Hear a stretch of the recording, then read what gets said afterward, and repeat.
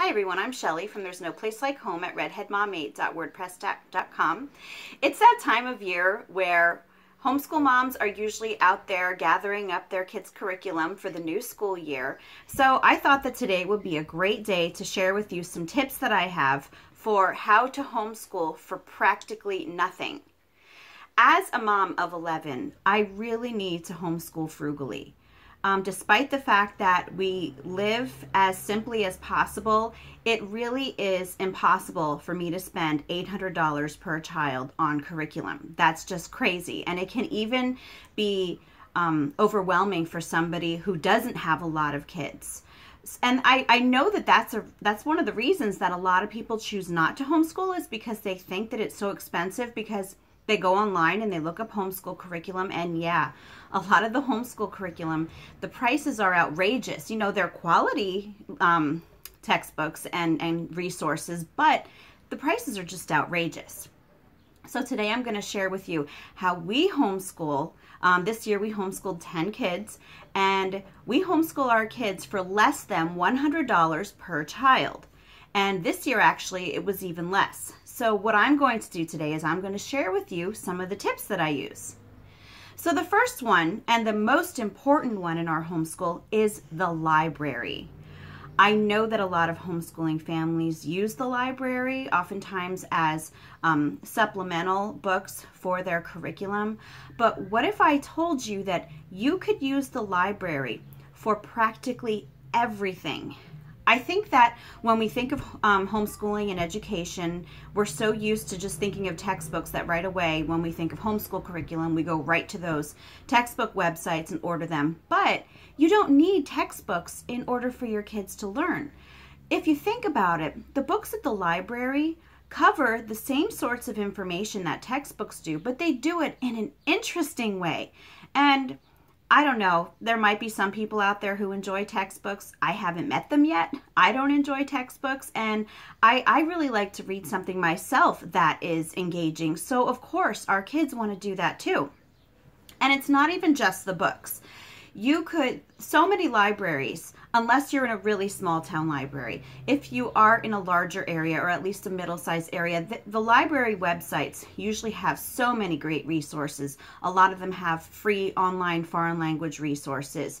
Some of them have even free online math programs. And there are DVDs that you can get from the library, and a lot of them, I've already gotten them out on phonics and math and how to do origami, you know, and those sorts of things. So I think that we have a very narrow view of what the library is about. We always think of the library as, okay, I'll take my child there to get a book for their report, and then they can get a book to read, and then we just, you know, go on our merry way.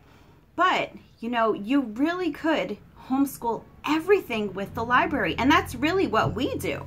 We don't use textbooks at all. What we do is we will do, say for example, Leonardo da Vinci. So we get books out on biographies of him, picture books for the younger kids. We get books from downstairs where the adult nonfiction is, of his actual paintings, you know, and that will cover Leonardo da Vinci. And then if you want something for science, say if you're covering volcanoes, you know, you can get a bunch of books out on volcanoes. A lot of times there are DVDs there that you can get. And really, there are even like grammar workbooks there, language arts workbooks. I know that our library has a lot of Spanish, I think possibly German, and maybe some other languages that they can get. Just so many ideas that you can have. So don't think of the library only as like an add-on to your homeschool. If you think of it as the main backbone of your homeschool, you can save so much money.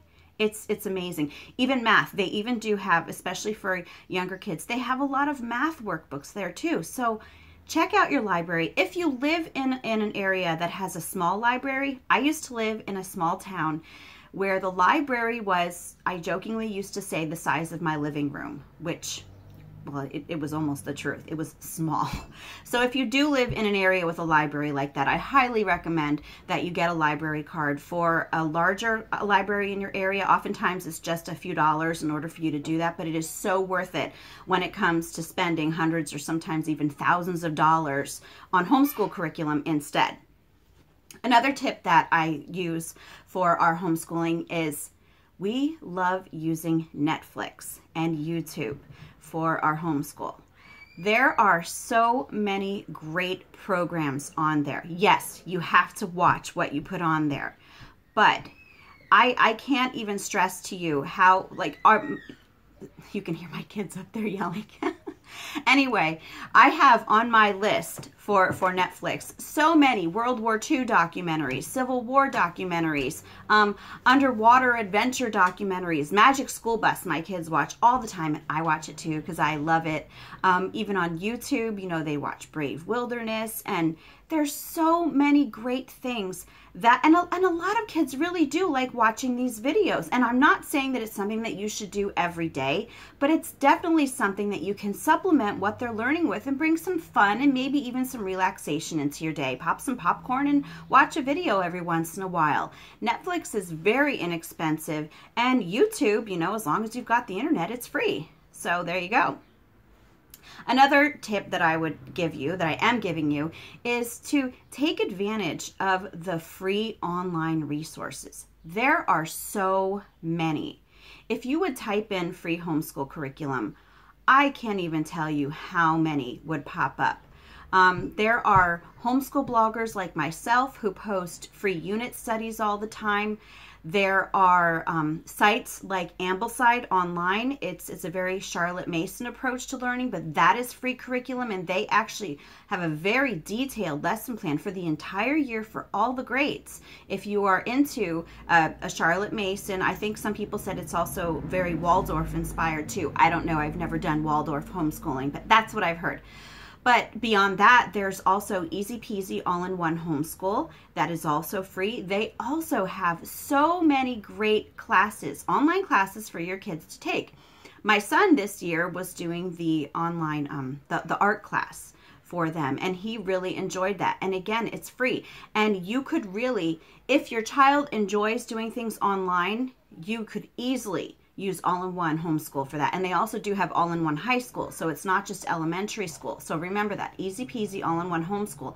I will put the links for these in the description box at the bottom, but keep that in mind because it's free and it's awesome. And I do want to add that even if your kids don't like learning online, a friend of mine uses them, and she said that she does print a lot of the stuff up on there. So that's another tip.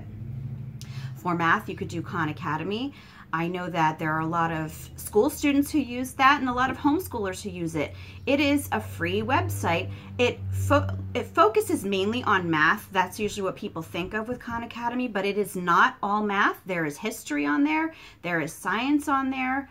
All you really have to do is just go on there and see what it is, because it's so much more than just math programs. So I really think that you should check that out also. Now, sometimes, you know, you really just have to find a curriculum. You know, maybe you don't want to do everything just for free. You want to have something in your home that is yours, and I totally understand that.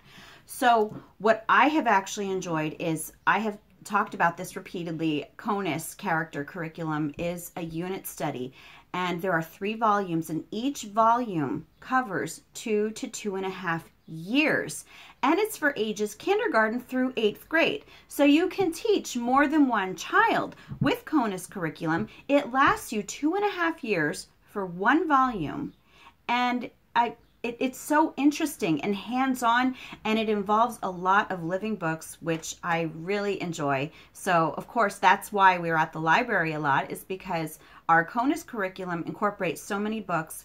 And that's what we do. We combine the two, and it's just, we have so much fun. Another thing that you can do if you would like to get your own curriculum is check out used curriculum fairs. Google it in your area, maybe join a homeschool group so that you can be, you know, on the inside for this sort of thing, or maybe an online homeschooling group. Find out if there are curriculum fairs in your area. I know that my church, we just had one, and I was selling some things there, and there were pretty many people there, and it was only the 2nd year that we ever had it, and there were a lot of people who were just really excited to find out that it was there. Also, I would tell you to check out possibly eBay for some good used curriculum prices, and Amazon as well. So when it comes down to it, a lot of times, for me at least, the most money that I spend on homeschooling, I'm not going to give a price right now because I did earlier, but what I usually spend the most amount of money on is art supplies. Since I've got really artsy kids, that's where my money goes, is to chalk pastels and oil pastels and acrylic paints and watercolor paper and paintbrushes and all of that stuff. And those things are completely up to you if you want to buy those or not. But if you're not spending all of this money on curriculum, you can really invest so much more money into things that your kids are actually going to enjoy. So I hope these tips have helped you today. If you have any questions, leave a comment and I will be happy to get back to you.